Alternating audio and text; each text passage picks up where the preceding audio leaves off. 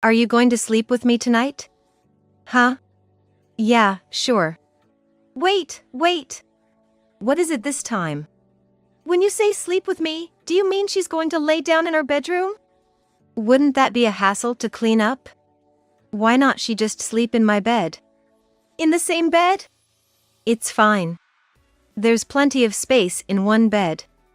It's not about the size of the bed. Are you going to make a fuss about sleeping together like you did in the bath? Sophia, do you hate sleeping with me? Huh? No, I don't hate it. See, it's fine then. My husband and daughter are unusually close. My husband is divorced and has been devotedly raising his daughter, and she trusts him immensely. However, I have reservations about them taking baths and sleeping together.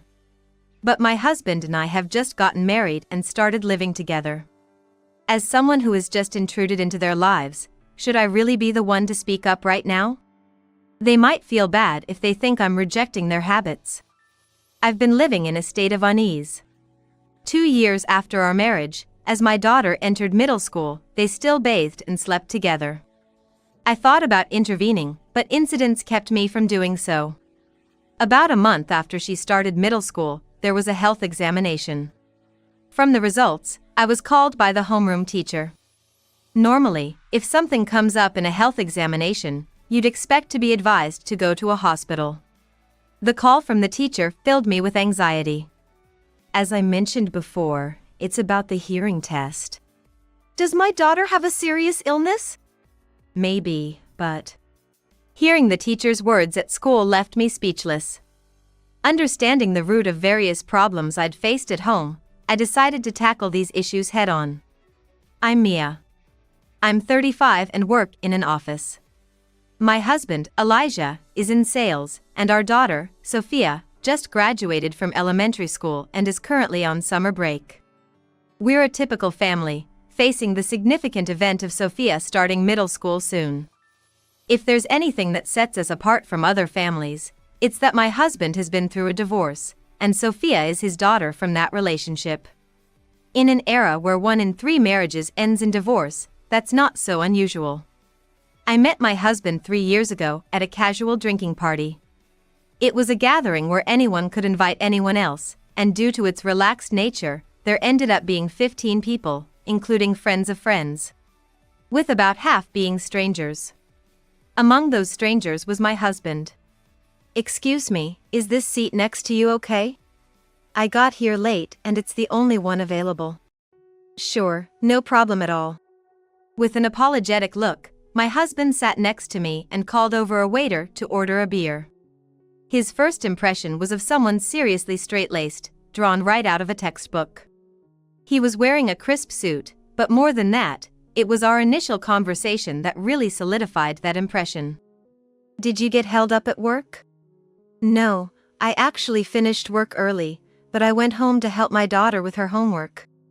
She's 10 and struggling with long division, so it's become a daily routine to help her out. Wow, that's impressive. Your wife must be pleased, huh? That's the thing, I'm divorced. Oh, I'm sorry. No, don't worry about it at all. Is your daughter home alone today? We live with my parents, so they're taking care of her today. I even apologized and got her blessing before heading out. As we talked, the beer my husband had ordered arrived. By the time the drinking party had begun, some time had passed, and groups were forming around us. My husband and I quietly clinked our glasses in a toast, just the two of us. The conversation that followed was filled with his daughter's praises, her honest, good nature, and her diligence in her studies. It was clear he treasured his daughter deeply, his life completely revolved around her. At this time, he was 38, a busy period of life with work. But he prioritized his daughter, and I was drawn to his kindness. We exchanged contact information, started seeing each other after the party, and soon began dating. Given our ages, it wasn't long before we began considering marriage. However, building a relationship with his daughter was a prerequisite for our marriage, requiring careful judgment and timing. Additionally, he had one other concern regarding his daughter. Think it'll be okay, but just be careful not to rush things too much. I understand. Considering his ex-wife's situation and all. Yeah. She ended up resenting motherhood, became cold towards Sophia. Sophia might be sensitive towards adult women or the idea of a mother. Well, we'll just have to meet and see how she reacts. Don't worry.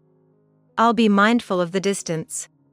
When I first met his daughter, my husband really played up my anxiety. The pressure was so intense that as I was on my way to his parents' house to pick up his daughter, I thought my heart might burst from anxiety. But perhaps that was just how much he cared for her. I placed my hand over my chest, about to burst, and took a deep breath to calm myself. Mia, over here. Wait a minute. Hey, don't start running off like that. It's dangerous. My anxiety disappeared an hour after meeting his daughter. When we reached the mall, she grabbed my hand and hurriedly led me to her favorite store. From behind, watching my husband caution his daughter, they looked like any family. In the car, they shared smiles as they talked about school and their home life. My daughter Sophia and I were sitting in the back seat while my husband Elijah drove.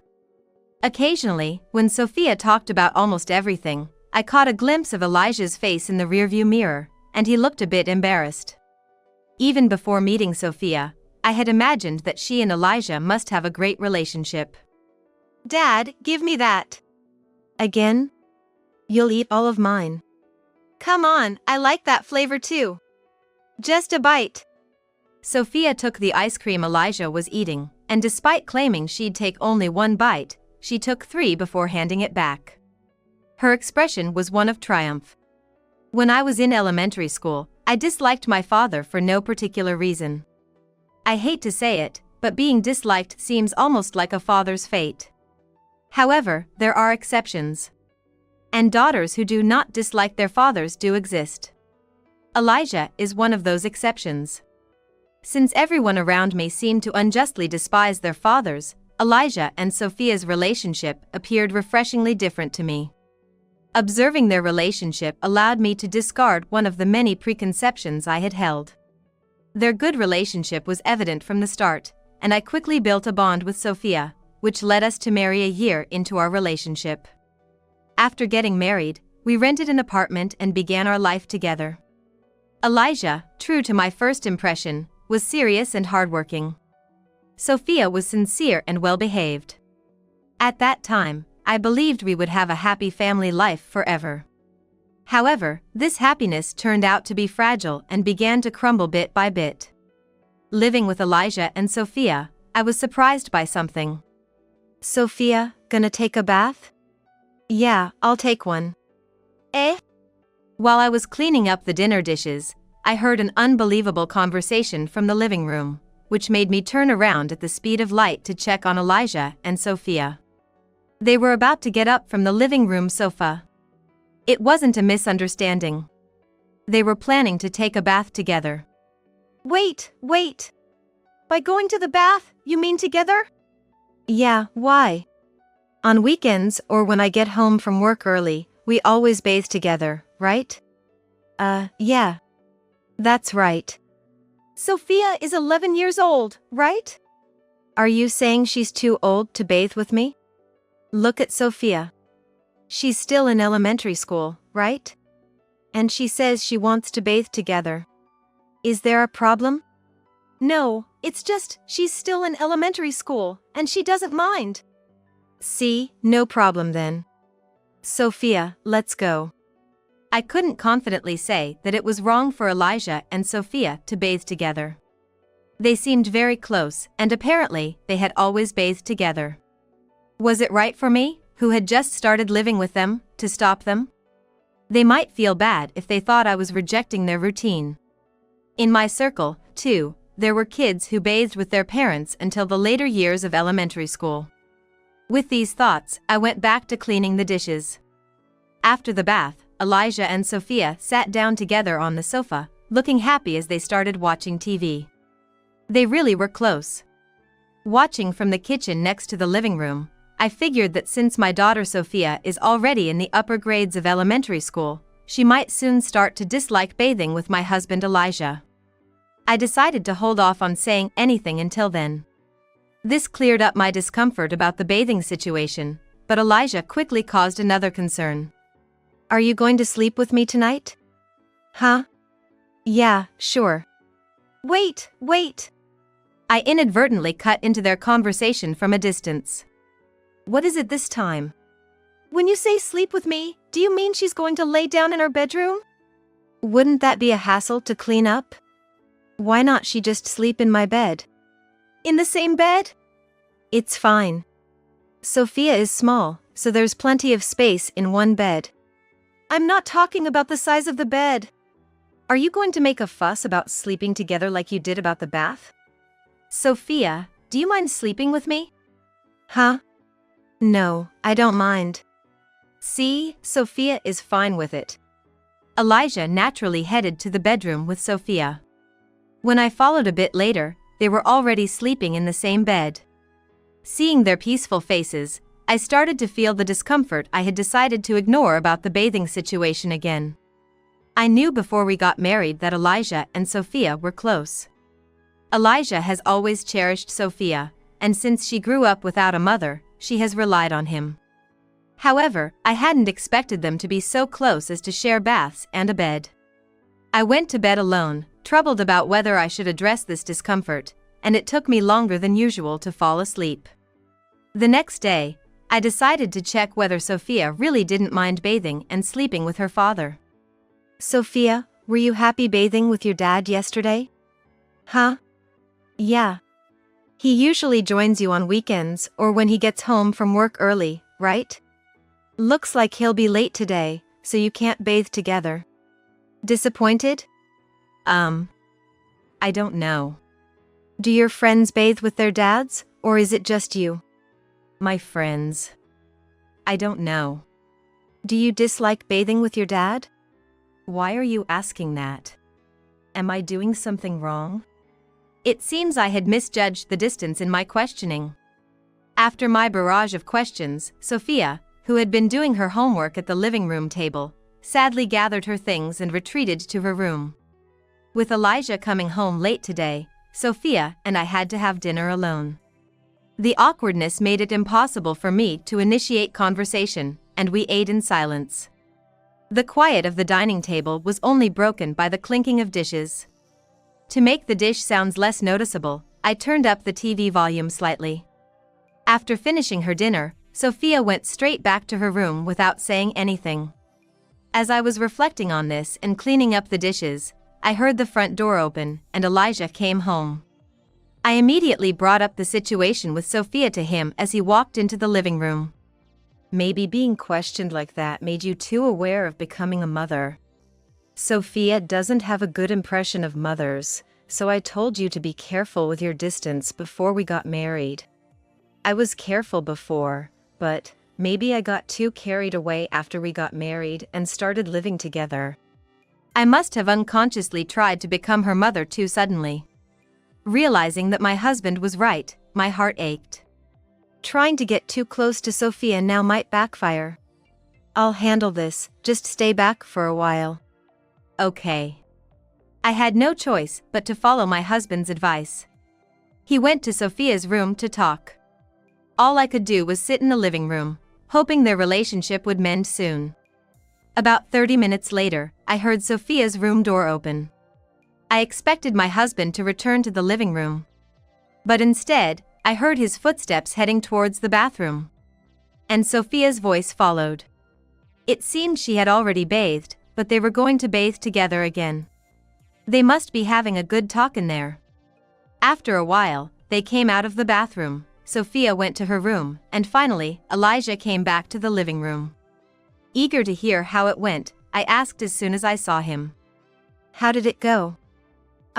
It seems like the sudden realization that you're her mother was the problem. I see, that makes sense. Don't be too down. It'll be back to normal soon. I'll keep talking with Sophia. Thanks, I'll leave it to you. It might be counterproductive if I try to force conversation. I felt grateful for my husband's kindness. However, his next words made me uneasy again. Also, from now on, instead of having Sophia come to our bedroom to sleep, I'll go to her room. Why is that? Isn't it obvious? Do you think she wants to sleep in the same room with you when she's trying to keep her distance? That's true. The words "Sophia wants to keep her distance from you" pierced my heart with sharp pain. Elijah and Sophia would sleep together, just the two of them. I didn't want to agree, but opposing it would make me the villain in the house, so I had to follow my husband's lead in the current situation. I silently nodded. 2 years later. Mom, listen. When you open the tube for the diploma, it makes a satisfying pop sound. Can you show me what's inside instead of the tube? Sophia had graduated from elementary school. She was no longer an elementary student by the time she got home this morning. When spring break ends, she will be a middle schooler. Thanks to Elijah talking things through with Sophia, our relationship had mended, and the issues were resolved. I am truly grateful to him.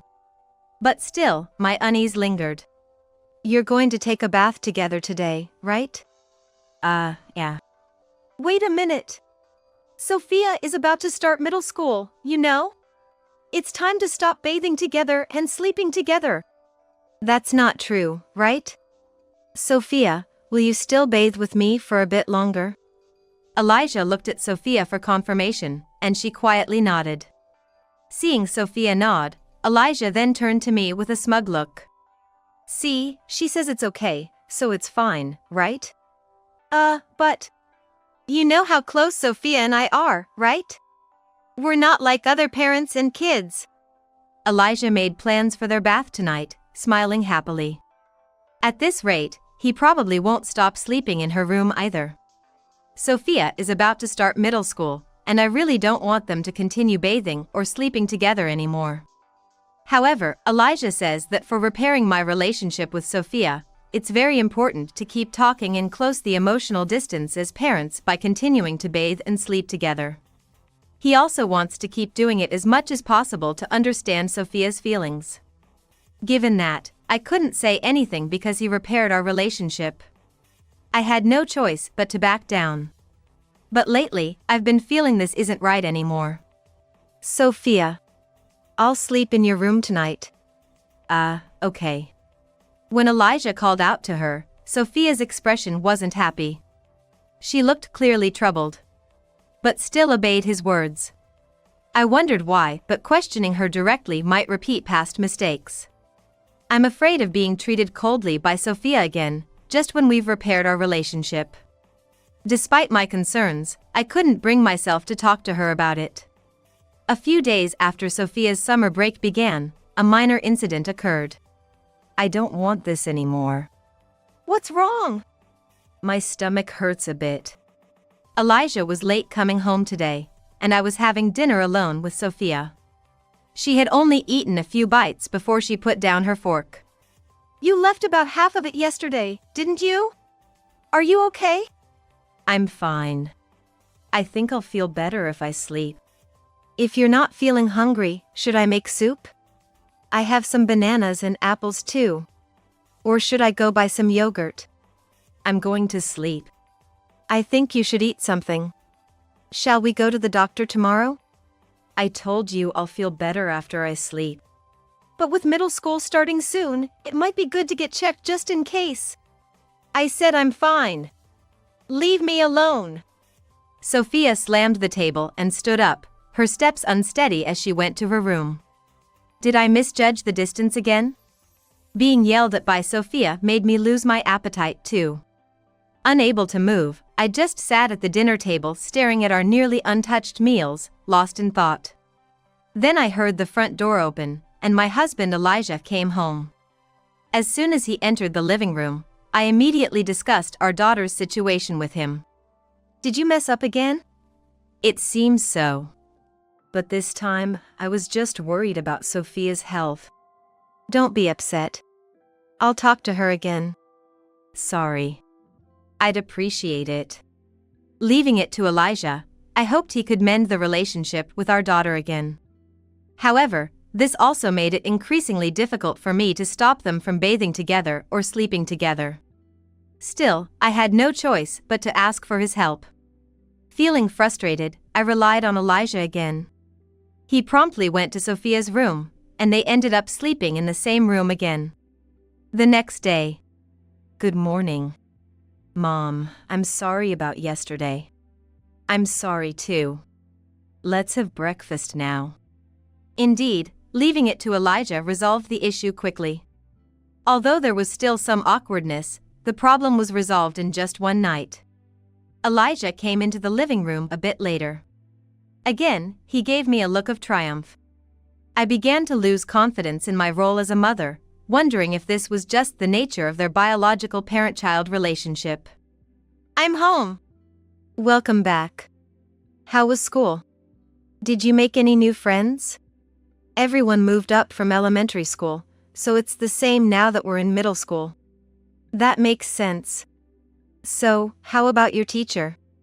Our homeroom teacher is young and pretty, like a big sister. That's a bit disrespectful to say about a teacher. Everyone says that. She has this friendly, big sister vibe that makes her easy to talk to. Summer break ended, and Sophia became a middle schooler. Though it's only been a few days since she started middle school, everything seems fine at school so far. The real problems accumulate at home. Elijah and Sophia continue to bathe and sleep together. And I feel unable to stop it. Sophia's troubled expression when Elijah speaks to her, and my inability to confirm the reasons for it, worry me. I rely on Elijah for everything, feeling incapable of doing motherly things myself. I was losing confidence and almost ready to give up on resolving these issues. However, I was determined to solve the problems after discovering that they stemmed from just one issue. About a month after she started middle school, there was a health examination at school. Sophia seemed to have an issue with the hearing test. It's not uncommon to flag something in school health checks. Usually, a retest at the hospital shows nothing serious. Sophia had a similar issue with a urine test in elementary school but was fine after a hospital visit. I expected this hearing test to turn out the same, but it seems Sophia failed her hearing test. So, she needs to be seen at the hospital? Yes, but more than that, the school wants to talk to me directly because someone else mentioned something. What does that mean? Did she get into trouble at school right after starting, or did they find some serious illness? It's more likely about a potential illness. Her teacher called me to come in. Could it be some kind of illness specific to females? Didn't you ask over the phone? I did, but they said they'd explain more at the school and didn't give me details. Well, if they've called you in, we have no choice but to go. Yes, we won't know anything until we hear what they have to say. The unresolved discussion filled me with anxiety, and my chest felt like it was about to burst. The thought that my daughter might have a serious illness kept me awake all night. The next day, I went to the school to talk to her teacher. After school, I could hear children's voices from various clubs around the campus. Walking through the lively noises, I headed to the classroom where Sophia spends her school days. When I entered, the teacher was sitting alone on a chair. Thank you for coming all this way. I'm sorry for the inconvenience. Please, have a seat here. She invited me to sit down. I had seen her during the entrance ceremony. But seeing her up close again, she really was as young and pretty as my daughter had said. Probably in her late 20s, or maybe even mid-20s. It was clear why the kids felt she was like a neighborhood big sister. However, as she began to speak, her expression shifted from that of a big sister to that of a teacher. As I mentioned on the phone about the hearing test. Is my daughter suffering from a serious illness? Perhaps, but... Listening to the teacher, my jaw dropped in shock. Realizing the cause of the various problems we had been facing at home, I decided it was time to solve these issues once and for all. That night, my daughter and I waited together for my husband to come home from work. I think she was scared to talk to him, but I hoped she could endure it just this once. As we waited, tension visible on her face, the sound of the door latch signaled Elijah's return. I'm home. What's with the scared faces? Noticing the unusual atmosphere, he stopped in his tracks as he entered the living room. He seemed wary, but that didn't matter to me. I had already resolved to break through the walls his suspicion had built. Elijah, have you been exploiting Sophia's feelings, making her do whatever you say? What? What is that supposed to mean? Sophia told me everything. Didn't I tell you not to talk? Elijah's expression turned sharp, clearly intimidating our daughter. It seems he's shown his true colors. My daughter, intimidated by her father, shrinks and trembles. She seems unable to speak, so I will speak for her. Today, I went to the school to inquire about the health checkup. Sophia might have psychogenic hearing loss. Of course, we won't know for sure until she's seen at a hospital. Psychogenic hearing loss? Does that mean she might lose her hearing? It's not as serious as it sounds. It might just make it hard for her to hear sounds clearly. Some people don't even realize they have it. Other symptoms might include loss of appetite, stomach pains, and dizziness. Why did they call you to the school just for that? They say the illness can be caused by psychological stress. And it seems that you are that stress for Sophia. Since I already said that Sophia told me everything, my husband is being very careful with his words. He doesn't want to dig himself into a hole without knowing how much I actually understand. He is choosing his words too carefully, struggling to say anything further. But when I say everything, I mean everything, so no matter how careful he is, it makes no difference to me. I've spoken with the teacher and discovered that all the problems at home stem from my husband. I was contacted about the hearing test. Is my daughter seriously ill? Well, I think Sophia might have psychogenic hearing loss. It's a condition where she might find it hard to hear, but some people with it don't even realize they have symptoms. Why did the school need to call me in then? The condition is thought to be triggered by psychological stress. With the changes of entering middle school and the stress of new environments, it's common. I think they wanted to talk because Sophia might be feeling stressed now. Did she talk to you about it? She was reluctant at first, but I persuaded her to share. I mentally apologized to the teacher. My first impression was that they seemed unreliable because they were young. However, it seems they have indeed listened to my daughter's concerns. I've learned to let go of another prejudice. Sophia said the teacher is easy to talk to, probably not just because they are young, but because they know how to listen to students' worries as a teacher. I wonder if the reason the kids find the teacher approachable is to encourage them to speak up on their own. Is it true that Sophia has been sleeping with her father? Yes, it's true. The teacher didn't bring up the bath. Probably, Sophia was too embarrassed to mention that to anyone. They said Sophia has been reluctantly sleeping with her father. What? But she says she doesn't mind sleeping with him. Sorry, but Sophia can't really say no to her father. No offense, but she's your child with your ex-wife, right? And I heard the mother had issues with parenting stress. Yes, that's right. My husband told me about that. Seems like Sophia was treated coldly by her mother and the divorce was traumatic for her. She's always been afraid of being abandoned by her parents since she was little. It seems she's been compliant to avoid being abandoned by her husband. That's absurd. Since Sophia is in middle school, she should understand that she's not going to be abandoned easily. But it seems the experiences of her early years, of complying to not be abandoned, have stuck with her and she can't break free from them. So, when Elijah spoke to her, she felt unable to say no, and that was the expression on her face. She yelled at me because she was overwhelmed and didn't know what to do. This is just my interpretation after hearing everything from Sophia. I think you, as her mother, would understand her better, so please take the time to listen to her. Feeling guilty that I had not understood my daughter, I returned home. The teacher's insights helped connect the dots in my head, revealing the true nature of the problem. When I got home, I first apologized to Sophia for not having understood her all this time and promised that I would never abandon her, no matter what.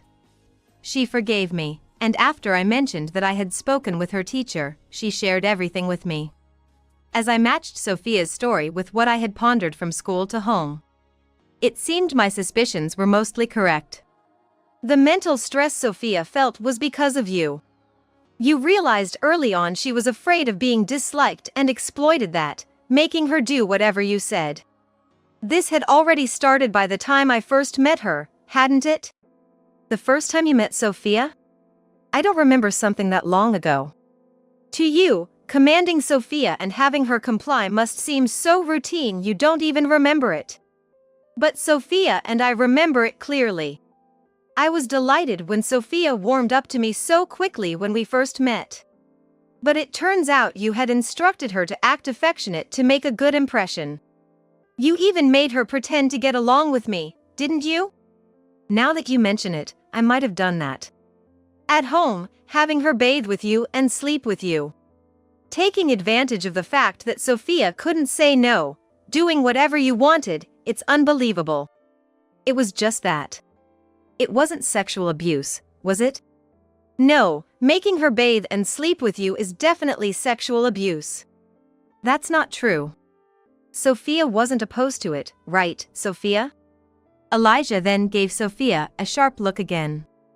This type of interaction seemed all too familiar. He used to claim it was to confirm her consent for bathing or sleeping together. But it was actually more of a coercive command. Feeling intimidated by Elijah's glare, Sophia began to tremble again. I worried she might submit to him again, so I decided to intervene subtly. I gently tapped Sophia on the shoulder, encouraging her to look at me. When our eyes met, I conveyed through my gaze that I was on her side, no matter what. Seeing she understood, Sophia's trembling stopped, and her expression became determined. I didn't want to bathe or sleep with Dad. I don't want to be with Dad anymore. You're saying that? For Elijah, Sophia had always been the ultimate yes man since she was little. He seemed shocked that she said no for the first time. Elijah thought he could easily make her submit with pressure, but he appeared confused. However, his confused expression was fleeting, and he quickly returned to his villainous demeanor. Is that so? My bad. So, should I just stop giving orders to Sophia? That's hardly enough. I want a divorce, and I'm taking Sophia with me. What? Divorce? Of course. How could I possibly leave my precious daughter in the care of someone who has been abusive? You call it sexual abuse, but I've only just learned that Sophia was uncomfortable. If she had told me from the start that she didn't like it, I would have stopped right away. Isn't it also Sophia's fault for not speaking up clearly? Elijah was grinning dismissively about his actions. But I will not let him get away with that excuse. I was already prepared for such excuses, having been advised by the teacher. Sexual abuse can be established for anyone under 18 even without physical violence. You say you haven't abused her? That's a desperate excuse, it's ridiculous. What you've done qualifies as sexual abuse under custodial laws. Even with consent, any sexual act by a guardian using their influence over a minor under 18 is a crime. This is because children are not mentally mature and cannot always make decisions freely due to their circumstances. You've exploited your role as her father and Sophia's fear of being disliked by you to coerce her into bathing and sleeping with you, haven't you? That's likely considered custodial sexual abuse. But I always checked with Sophia whether she was okay with it or not. Even if Sophia said it was okay, the very act of bathing together is already wrong. No way! But I've heard that police and child services rarely take action. It's understandable, they'd be overwhelmed if they responded to every report. Reporting me would be a waste. Wouldn't it be more practical for us to just discuss and resolve this ourselves? He had been smirking before, but now he was clearly panicking. While he tried to remain calm, his defensive stance was evident. But it was too late for defenses. I've resolved to make a decisive breakthrough, so I'm determined to settle everything with this one discussion today. I get it, a single report might get buried among others. Right? So, discussing this would be better for both of us, making the resolution smoother. Unfortunately for you, Sophia's teacher is assisting me. She's arranged to contact child services, who might even inform the police. With the school and child services involved, there's a higher chance the police will act. If the police get involved, that would be troublesome. So, will you agree to a divorce? If you do, I won't say anything to child services or the police. How about that?